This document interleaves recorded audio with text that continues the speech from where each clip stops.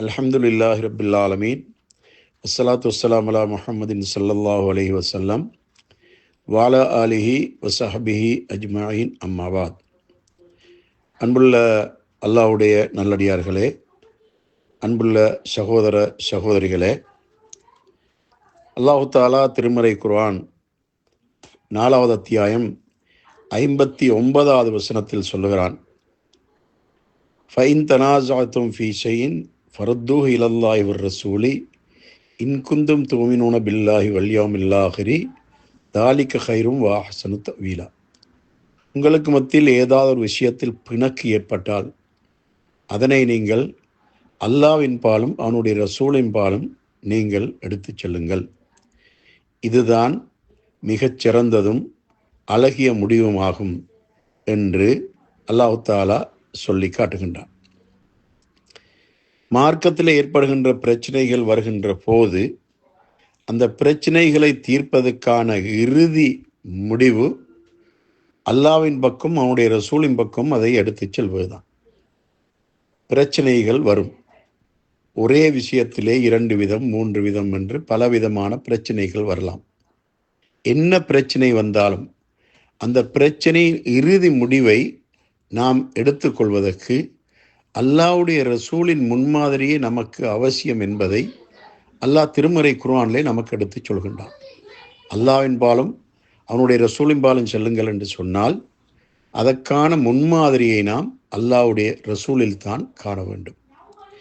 இப்போது ஒரு ஜனாசாவை அடக்கம் செய்து முடித்ததற்கு பின்னால் அந்த கபரிலே நடைபெறக்கூடிய 2 செயல்பாடுகள். ஒன்று, அதன் மீது கல்லுகளை நட்டுவதா அல்லது பலகைகளை நட்டுவதா என்பது ஒன்று.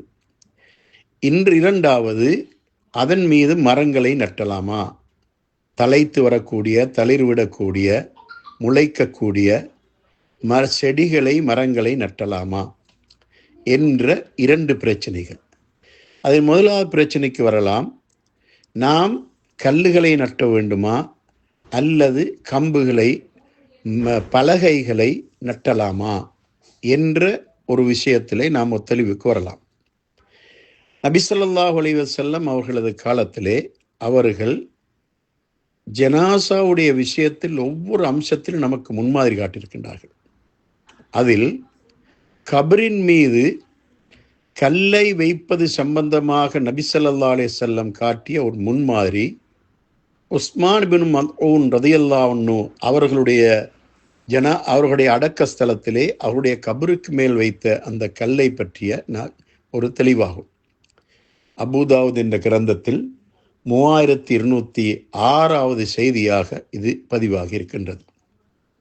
நபி ஸல்லல்லாஹு அலைஹி வஸல்லம் அவர்கள் அடக்கம் செய்து முடிந்ததற்கு பின்னால் அந்த கபரின் மீது வைப்பதற்காக, அடையாளத்துக்காக வைப்பதற்காக ஒரு கல்லை எடுத்து வருமாறு ஒருவருக்கு ஏவுகிறார் நபி ஸல்லல்லாஹு அலைஹி வஸல்லம் அவர்கள். அமர ரஜுலன் என்று தான் சொன்னாங்க. யார் அந்த மனிதர் என்று பெயர் சொல்லப்படவில்லை. ஒருவருக்கு கட்டளையிடுகிறார்கள், ஒரு கல் கொண்டு வாருங்கள். அவர் ஒரு கல்லை தூக்கி வருகிறார். அவரால் தூக்க முடியாமல் அது சுமையாக, பாரமாக இருக்கின்றது. நபி ஸல்லல்லாஹு அலைஹி வஸல்லம் அவர்களும் அந்த இடத்துக்கு நெருங்கி போய் அந்த கல்லை சுமப்பதற்கு உதவி செய்கின்றார்கள். அந்த இடத்தில் அவருடைய 2 முழங்கைகள் தெரிபடுகின்ற அளவுக்கு அவருடைய சட்டக்கை உயர்ந்து விட்டது. அதனை அறிவிக்கின்ற நபித்தோழர் சொல்லுகிறார், நான் நபிகளாருடைய 2 முழங்கைகளையும் காணுகின்ற அளவுக்கு நபி அவர்கள் அந்த கல்லை கொண்டு வந்தவரோடு சேர்ந்து அந்த கல்லை தூக்கி வந்து அந்த கபரின் தலைமாட்டு பக்கமாக அதனை வைத்தார்கள் என்று இந்த நபித்தோழர் சொல்கிறார். இப்பொழுது நபி ஸல்லல்லாஹு அலைஹி வஸல்லம் அவர்கள் இந்த ஒரு நிகழ்ச்சி தான் கபரின் மீது கல்லை வைப்பதற்கான ஹதீஸ் என்று சிலர் சொல்கிறார்கள். நபி அவர்களுடைய ஒரு நிகழ்ச்சி தான் உம்மத்துக்கு எப்போதும் எக்காலத்திலும் செய்யக்கூடிய நிகழ்ச்சி. அந்த ஒரு நிகழ்ச்சி போதுமானது. நபி அவர்களுடைய தொடர்ந்து அவர்கள் செய்த எல்லா செயல்பாடுகளையும் அடுக்கி சொல்ல வேண்டும் என்பதில்லை. ஒரு நிகழ்ச்சி போதுமானது. அந்த ஒரு நிகழ்ச்சியின் மூலமாக கபரின் மீது அந்த கல்லை வைத்து விட்டு அவர்கள் ஒரு காரணம் சொல்கிறார்கள். இந்த கல்லை நான் இதன் மீது நட்டியது எதற்காக வென்றால் ஒரு அடையாளம் தெரிந்து கொள்வதற்காக. இவர் நம்முடைய உறவினர், நம்முடைய குடும்பத்தை சார்ந்தவர்கள் மரணித்தால் அவர்களை இதற்கு நெருக்கமாக, இந்த கபருக்கு நெருக்கமாக கொண்டு வந்து அடக்கம் செய்வதற்கு அடையாளம் தெரிந்து கொள்வதற்காக இந்த கல்லை வைக்கிறேன் என்று நபி ஸல்லல்லாஹு அலைஹி வஸல்லம் அவர்கள் சொன்ன இந்த அபூதாவுத் என்ற இந்த கிரந்தத்திலே இந்த செய்தியை நாம் பார்க்கின்றோம். இப்பொழுது அடையாளம் தெரிவதற்காக என்று சொன்னால் அதற்கு பக்கத்திலே உறவினர்களுடைய ஜனாசாவை கொண்டு வந்து அடக்கம் செய்வதற்காக அடையாளம் தெரிவது என்பது ஒன்று. இரண்டாவது, ஒரு கபரு ஒரு இடத்திலே இருக்கின்றது என்பதற்கான அடையாளத்தை தெரிந்து கொள்வதும் அதில் இன்னும் ஒன்றாக இருந்து கொண்டிருக்கின்றது. அதன் அடிப்படையில் தான் இன்று நாம் பார்க்கின்றோம்.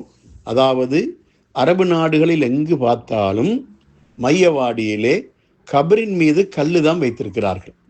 சில கபரின் மீது தலைமாட்டில் மட்டும் ஒரு கல் வைத்திருக்கிறார்கள். சில கபர்களின் மீது 2 கல், தலைமாட்டு பக்கம் உண்டு, கால் மாட்டு பக்கம் உண்டு என 2 கல்லுகளும் வைத்திருக்கிறார்கள். இந்த கல்லு வைக்கின்ற நடைமுறையை நபி ஸல்லல்லாஹு அலைஹி வஸல்லம் அவர்கள் அன்று உஸ்மான் இப்னு மத்ஊன் ரலியல்லாஹு அன்ஹுடைய விஷயத்திலே காட்டி கொடுத்ததை பிற்காலத்திலே சஹாபாக்கள் எல்லோரும் பின்பற்றினார்கள் என்பதை இதிலிருந்து நாம் காணுகிறோம். ஏனென்றால் அந்த ஒரு நிகழ்ச்சியோடு அது முடிந்து விடவில்லை. அதற்கு பின்னால தொடர்ந்தும் கபரின் மீது அடையாளத்துக்காக கல்லு வைக்கப்பட்டிருக்கின்றது என்பதனால்தான் இன்றும் எல்லா கபறுகளிலும் கல்லு வைக்கப்படுகின்ற காட்சியை நாம் காணுகின்றோம். உலக மக்கள், உலக முஸ்லிம்கள் அடையாளம் கண்டுகொள்வதற்காக அவர்களுக்குரிய முக்கியமான 2 இடங்கள் தான் மக்கா மதீனாவில் உள்ள மையவாடிகள். ஜன்னத்துல் பக்கி, ஜன்னத்துல் முஅல்லா என்று சொல்லக்கூடிய 2 மையவாடிகள். இந்த 2 மையவாடிகளையும் ஹஜ்ஜுக்கோ உம்ராவுக்கோ வருகின்ற மக்கள் பெரும்பாலானவர்கள் பார்க்காமல் இருப்பதில்லை. அங்கு போகிறார்கள், ஜியாரத்தை செய்கிறார்கள், அங்கு அடக்கம் செய்யப்பட்டிருக்கின்றவர்களுக்காக பிரார்த்தனை செய்கிறார்கள். இதற்காக அங்கு செல்லக்கூடிய மக்கள் இந்த கபருடைய காட்சியை கண்கூடாக காணுகிறார்கள், தெளிவாக காணுகிறார்கள். அங்கு கற்கள் வைக்கப்பட்டிருக்கின்ற காட்சியை காணுகிறார்கள். ஆனால் இங்கு என்னவென்று சொன்னால், பலகைகளையும் நட்ட முடியும் என்று வாதத்தை வைக்கின்றார்களே, அவர்களுக்கு சான்றாக இந்த மக்காவிலேயோ மதீனாவிலேயோ எங்குமே நாம் பலகைகள் நட்டப்பட்ட காட்சிகளை காண முடிவதில்லை. அத்தனை இடங்களிலும் கற்கள் தான் நட்டப்பட்டிருக்கின்றன. நபி ஸல்லல்லாஹு அலைஹி வஸல்லம் கல்லை நட்டினார்கள், அதே கல்லைத்தான் எல்லா இடங்களிலும் நட்டுகிறார்கள். ஒரு வகையில் சொல்லுவதானால் பலகை என்பது அது செயற்கையானது. அது ஒரு இடத்துல இருந்து கொண்டு வந்து அதற்காக அவர்கள் நேரம் ஒதுக்கி போய் அந்த பலகையை எடுத்து வர வேண்டும். ஆனால் கல் அப்படி அல்ல, அது இயற்கையானது. எந்த இடத்திலும் ஒரு கல்லை தேடி எடுத்து விடலாம். நபி ஸல்லல்லாஹு அலைஹி வஸல்லம் ஒரு கல்லை எடுத்து வாருங்கள் என்று சொன்ன உடனே அந்த நபித்தோழர் போய் அந்த கல்லை எடுத்து வருகிறார். ஒரு பலகை எடுத்து வாருங்கள் என்று சொன்னால் அந்த இடத்திலே பலகை கொண்டு வருவது சாத்தியம் இல்லை. ஏன்? அந்த இடத்துல கல்லு தான் கொண்டு வருவது சாத்தியம். அதாவது ஒரு ஜனாசா அடக்கப்பட்ட இடத்திலே ஒரு கல்லை கொண்டு வருவதுதான் சாத்தியம். எனவே நபி ஸல்லல்லாஹு அலைஹி வஸல்லம் கல்லை கொண்டு வர சொன்னார்கள். ஆகவே மக்களுக்கு சாத்தியப்படக்கூடிய ஒன்றைத்தான் நபி ஸல்லல்லாஹு அலைஹி வஸல்லம் சொல்லியிருக்கிறார்கள். அதுதான் இன்று அரபு நாடுகளிலும் பின்பற்றப்பட்டு கொண்டிருக்கின்றது. இப்பொழுது பலகையும் நட்டலாம், கல்லும் நட்டலாம் என்று சொன்னால் நபி ஸல்லல்லாஹு அலைஹி வஸல்லம் நட்டியது கல்லு. அந்த கல்லு நட்டியதை அடையாளமாக வைத்து அதற்கு பின்னால் வந்த சஹாபாக்கள் அதற்கு பகரமாக பலகைகளையும் நட்டினார்கள் என்றாவது எங்காவது இருக்குமாயிருந்தா நாம் அதை சான்றாக எடுத்துக்கொள்ளலாம். அதாவது நபி ஸல்லல்லாஹு அலைஹி வஸல்லம் அவருடைய தோழர்கள், கலீஃபாக்கள், அப்படியானவர்கள் இந்த கல்லுக்கு பதிலாக பலகைகளையும் நட்டியிருக்கிறார்கள் என்பதற்கான சான்றுகள் யாரிடமாவது இருக்குமாயிருந்தால் அந்த சான்றுகளை பலகை நட்டுகின்றவர்களுக்கு சான்றாக எடுத்துக்கொள்ளலாம். ஆனால் எங்கும் அப்படியான சான்றுகளை காண முடிவதில்லை. அந்த கல்லு நட்டுவது என்ற அந்த நடைமுறையைத்தான் இன்று எல்லா மக்களும் பின்பற்றுகின்றார்கள் என்ற காரணத்தினால மக்காவிலும் மதீனாவிலும் இருக்கின்ற அந்த மையவாடிகளிலே கல்லு நட்டப்படுகின்ற இந்த காட்சியை நாம் காணக்கூடியதாக இருந்து கொண்டிருக்கின்றது. அதனால் கல்லு நட்டுவது என்பது நபி அவர்கள் செய்து காட்டிய ஒரு முன்மாதிரி என்ற அடிப்படையிலே நாம் கல்லை நட்ட வேண்டும் என்பதை இதிலிருந்து நாம் தெரிந்து கொள்கின்றோம். அடுத்தொரு அம்சம், அதாவது அதன் மீது தலைக்கக்கூடிய தளிர்விடக்கூடிய செடிகளையோ மரங்களையோ நட்ட முடியுமா என்ற ஒரு சர்ச்சை தான் அடுத்த சர்ச்சை. இந்த சர்ச்சையிலே இதை நட்டுவதற்கு இவர்கள் சான்றாக எடுத்துக்கொண்டிருக்கின்ற ஒரு ஹதீஸ் இருக்கின்றதே, அந்த ஹதீஸ் நபி ஸல்லல்லாஹு அலைஹி வஸல்லம் அவர்களுக்கு அல்லாஹு தஆலா வஹி மூலம் காட்டி கொடுத்த ஒரு நிகழ்ச்சி. ஒரு வழியில் வருகிறார்கள். அதாவது இந்த செய்தி புகாரியிலும் முஸ்லிமிலும் இடம்பெற்றிருக்கின்றது.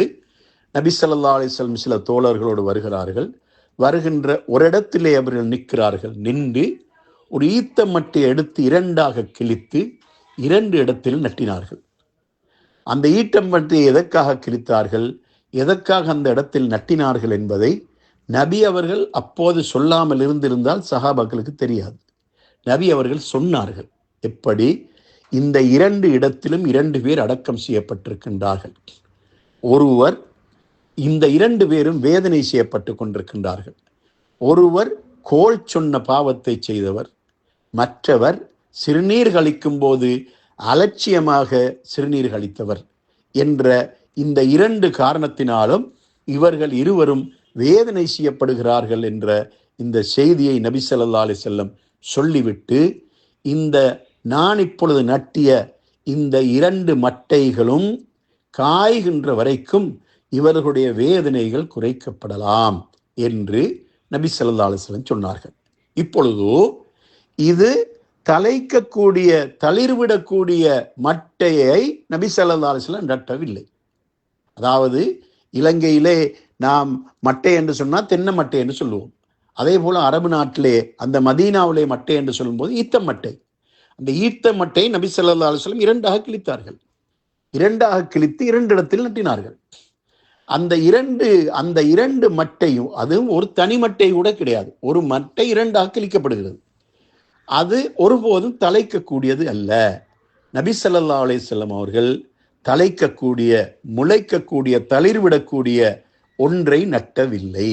அதனால் நபி அவர்கள் நட்டியது போலவே நாம் நட்டுவதாயிருந்தால் அதே போன்ற மட்டையைத்தான் நட்ட வேண்டும். ஏன்? நபி அவர்கள் மட்டையைத்தான் நட்டினார்கள், தலைக்கக்கூடியதை நபி அவர்கள் நட்டவில்லையே. இதை எப்படி நபி அவர்கள் மாற்றம் செய்யலாம்? நபி அவர்கள் செய்ததையே செய்வதாயிருந்தால் அப்படித்தானே செய்ய வேண்டும். சரி, இது ஒரு வாதம். 2வது வாதம் என்னவென்றால், நபி ஸல்லல்லாஹு அலைஹி வஸல்லம் அவர்கள் அந்த மட்டையை அந்த இடத்தில் மட்டும்தான் நட்டினார்கள். அதை தவிர பல நூற்றுக்கணக்கான ஜனாசாக்களை நபி ஸல்லல்லாஹு அலைஹி வஸல்லம் அவர்கள் ஜன்னத்துல் பக்கீலே அடக்கம் செய்திருக்கின்றார்கள். அந்த ஜனாசாக்களுக்கு நபி அவர்கள் மட்டை நட்டியதாகவும் வரவில்லை, அல்லது தலைக்கக்கூடிய தளிர்விடக்கூடிய செடிகளையோ மரங்களையோ நட்டியதாகவும் வரவில்லை. இந்த ஒரே ஒரு நிகழ்ச்சி தான். இந்த நிகழ்ச்சியும் கூட நபி அவர்கள் தாமாக நினைத்து செய்த நிகழ்ச்சி அல்ல. அல்லாஹ் அந்த காட்சியை நபி அவர்களுக்கு வஹி மூலம் காட்டி கொடுத்தார். எனவே அவர்களுடைய வேதனை குறைக்கப்பட வேண்டும் என்ற காரணத்துக்காகத்தான் அது நட்டப்பட்டது. எல்லா கபர்களிலும் வேதனை செய்யப்படுகின்றது என்பது இங்கு இதன் மூலமாக தெரிந்து கொள்ளக்கூடிய ஒரு விஷயமே அல்ல. எல்லா கபர்களும் வேதனையாக செய்யப்படுகின்றது, எல்லா கபர்களும் நட்டப்பட வேண்டுமா? நபி அவர்கள் அந்த 2 கபரில் மட்டும் நட்டியதற்கான காரணம் அவர்களுடைய வேதனை குறைக்கப்படலாம் என்பதற்காகத்தான் நட்டினார்கள். அதே நேரத்திலே அந்த இடம் மையவாடி அல்ல, பொது மையவாடி அல்ல. ஜன்னத்துல் பக்கீலே நபி அவர்களுடைய காலத்திலே பல நூற்றுக்கணக்கான ஜனாசாக்கள் அடக்கம் செய்யப்பட்டிருந்தன. எந்த ஒரு ஜனாசாவுக்காவது நபி ஸல்லல்லாஹு அலைஹி வஸல்லம் அவர்கள் அடக்கம் செய்ததுக்கு பின்னால அந்த கபர் அடியிலே எதையாவது நட்டினார்களா என்று கேட்டால் நட்டவில்லை. இங்கு மிக தெளிவான பலமான மற்றொரு ஆதாரம். அது என்ன ஆதாரம் தெரியுமா? உஸ்மான் இப்னு மல்ஊன் ரலியல்லாஹு அன்ஹுடைய கபரிலே கல்லை மட்டும்தான் வைத்தார்கள். ஏன் அங்கு மட்டையை நட்டவில்லையே? அல்லது தலைக்கக்கூடிய ஒரு செடியை நட்டவில்லையே? இந்த அது தெளிவா இல்லையா? அபூதாவுதில் இடம்பெறுகின்ற 3206 ஹதீஸ் இருக்கின்றதே, அந்த ஹதீஸிலே நபி ஸல்லல்லாஹு அலைஹி வஸல்லம் அவர்கள் உஸ்மான் பின் மஸ்ஊன் ரலியல்லாஹு அன்ஹு கபரிலே அங்கு கல்லை வைத்தார்கள் என்று தானே வருகிறது. அதற்கு பின்னால செடியையும் நட்ட வேண்டும் என்றிருந்தால் அல்லது மட்டையை நட்ட வேண்டும் இருந்தால் தொடர்ந்து நபி அவர்கள் நட்டிருக்க வேண்டுமா இல்லையா? நட்டவில்லை. ஏன் நட்டவில்லை? அது அந்த 2 கபர்களுக்கு மட்டும் உரிய செயலாகத்தான் இருந்ததை அல்லாமல் எல்லா கபர்களுக்கும் உரிய செயல்பாடு அல்ல என்பது மிக தெளிவாக விளங்குகின்றது. ஆகவே ஹதீஸுகளை பிழையாக விளங்கிக் கொள்ளக்கூடாது. நபி ஸல்லல்லாஹு அலைஹி வஸல்லம் அவர்கள் ஒரு செயல்பாட்டை எந்த இடத்தில் எந்த நேரத்தில் என்ன நோக்கத்துக்காக செயல்படுத்துகிறார்கள் என்பதை உன்னிப்பாக கவனித்து அதைத்தான் நாம் செயல்படுத்த வேண்டும். நாம நபி அவர்களுடைய செயல்பாட்டுக்கு நாம நம்முடைய சுய விளக்கம் கொடுக்கக்கூடாது. நபி அவர்கள் செய்ததை பார்த்து அது மாதிரி நாம செய்ய வேண்டும். நபி அவர்கள் அந்த செயல்பாட்டை அவர்கள் தாமாக செய்யவில்லை. அல்லாஹ் அவர்களுக்கு வஹி மூலம் அறிவித்தான். அந்த 2 கபரிலும் வேதனை நடைபெறுகின்றது என்ற செய்தியை அல்லாஹ் அறிவித்ததற்கு பின்னால நபி அவர்கள் செய்த ஒரு செயல்பாடு தான் இது. அதனால இன்றைக்கு நாம இந்த கபர்களுக்கு எந்த அதிகாரத்தின் அடிப்படையில் நாம நட்டுகிறோம்? நபி அவர்கள் அன்று அந்த மட்டை நட்டிய நிகழ்ச்சியை பார்த்து அப்போது நபி அவர்களோடு கூட இருந்த சஹாபாக்களாவது அதற்கு பின்னால அவர்களுடைய குடும்பத்தவர்கள், சொந்த பந்தங்கள் அல்லது அவர்களுடைய மக்கள் யாராவது அடக்கம் செய்யப்பட்ட போது நபி அவர்கள் நட்டினது போலவே அவர்களும் அந்த மட்டைகளை நட்டினார்களா? யார் இது? நபி அவர்களோடு அந்த நிகழ்ச்சியின் போது இருந்த சஹாபாக்கள். அவர்களாவது அந்த நிகழ்ச்சியை பார்த்து விட்டு அல்லது கபறுகள் மையத்துகள் அடக்கப்பட்டதுக்கு பின்னால அங்கிருந்தவர்களை பார்த்து, ஏன் நபி அவர்கள் இன்ன இடத்திலே 2 கபர்களுக்கு ஒரு மட்டையை கிழித்து அவர்கள் 2 இடத்தில் நட்டினார்கள் அல்லவா, அதுபோல ஏன் நீங்களும் நட்டக்கூடாது என்று அந்த சஹாபாக்கள் ஏனைய மக்களை பார்த்து கேட்டார்களா? அப்படி ஏதாவது சான்றுகள் இருக்குதா? இல்லை. இந்த நிகழ்ச்சி இதோடு முடிந்து விடுகின்றது. ஆகவே அங்கு கல்லு நட்ட வேண்டும் என்று மட்டும்தான் நாம் விளங்க வேண்டுமே அல்லாமல் மரம் நட்ட வேண்டும் என்று விளங்கிக் கொள்ளக்கூடாது. இந்த ஹதீஸை இவ்வளவு தெளிவாக மக்களுக்கு தெளிவுபடுத்துறதுக்கு பின்னாலேயும் இன்று இதற்கு எதிராக பேசுகின்றவர்கள் என்ன சொல்கிறார்கள்? புதிதாக வந்தவர்கள் புதிதாக கருத்து சொல்கிறார்கள் என்று சொல்கிறார்கள். புதிய கருத்தொன்னும் கிடையாது. இது நபி அவர்களுடைய காலத்தில் நடைபெற்ற நிகழ்ச்சியை சொல்லுகிறோம். நாம நம்முடைய ஏதாவது சொந்த கருத்து சொன்னோமா? இவ்வளவு நேரம் நான் உங்களுக்கு கிட்டத்தட்ட 19 நிமிஷம் பேசியிருக்கிறேன். இந்த 19 நிமிஷம் அல்லது 20 நிமிஷத்துல நான் உங்களுக்கு என்னுடைய சொந்த விளக்கம் ஏதாவது சொன்னேனா? இல்லை. நபி அவர்களுடைய செயல்பாட்டை உங்களுக்கு தெளிவுபடுத்தினேன். என்ன நோக்கத்துக்காக நபி ஸல்லல்லாஹு அலைஹி வஸல்லம் அந்த மட்டையை கிழித்து நட்டினார்கள் என்ற நோக்கத்தை உங்களுக்கு தெளிவுபடுத்தினேன். சஹாபாக்கள் நபி அவர்களுடைய செயல்பாட்டை பார்த்து அதை அப்படியே அணுவணுவாக பின்பற்றுகின்ற சஹாபாக்கள் நபி அவர்கள் நட்டிய அந்த மட்டையை கிழித்து 2ஆக நட்டிய நிகழ்ச்சியை பார்த்து அதற்கு பின்னால கபர்கள்ல நட்டி கொண்டிருந்தார்களா சஹாபாக்கள்? அப்படி நட்டி கொண்டிருந்திருந்தால் அன்று நட்டப்பட்ட அந்த கல்லை அடையாளமாக முன்மாதிரியாக வைத்து இன்று அரபு நாடுகளிலே குறிப்பாக மக்கா மதீனாவிலே கல்லுகள் எப்படி நட்டப்படுகின்றனவோ அதே போல மட்டையும் கிழித்து 2ஆக நட்டப்படக்கூடிய நிகழ்ச்சியோ அல்லது மரங்கள் செடிகள் நட்டப்படக்கூடிய நிகழ்ச்சியோ இந்த அரபு நாடுகளில் நடந்திருக்கும் என்பதை நாம் ஒருபோதும் மறுப்பதற்கு இல்லை. இதில் இன்னும் ஒரு விஷயத்தை சொல்கிறேன். இன்று நாம் நிறைய அதாவது மையவாடிகளை பார்க்கின்றோம். இந்த ஹதீஸை பிழையாக விளங்கிய மக்கள் நடைமுறைப்படுத்துகின்ற மையவாடிகளை பார்க்கின்றோம். அந்த மையவாடிகளுக்கு சென்றால் நாம் ஒரு மையவாடிக்கு வந்தோமா அல்லது ஒரு பூந்தோப்புக்கு வந்தோமா என்ற சந்தேகம் வருகின்ற அளவுக்கு மையவாடிகள் இருக்கின்றன. ஏன்? விதவிதமான பூஞ்செடிகள் அங்கு நட்டப்பட்டிருக்கின்றன. அங்கிருக்கின்ற அலங்காரமான பலதரப்பட்ட விதவிதமான பூஞ்செடிகள் அங்கே இருக்கின்றன. ஒரு மையவாடி என்றால் அந்த இடத்தை கண்ட உடனே நமக்கு நம்முடைய உள்ளம் ஒரு நடுக்கம் ஏற்பட வேண்டும், அச்சம் வர வேண்டும். அப்படியான ஒன்றாகத்தான் மையவாடி இருக்க வேண்டும். நாம் இந்த மக்காவுக்கோ மதீனாவுக்கோ சென்று அந்த மையவாடிகளை பார்க்கும்போது அந்த அச்சம் வருகின்றது. ஏன்? அங்கு ஒரு மரக்கொப்பும் கிடையாது, ஒரு செடியும் கிடையாது, வெறும் தரை, அதாவது ஒரு மண் தரையாகத்தான் இருக்கின்றது. அங்கு கற்கள் மட்டும்தான் வைக்கப்பட்டிருக்கின்றன. அந்த காட்சியை பார்க்கின்றோம்.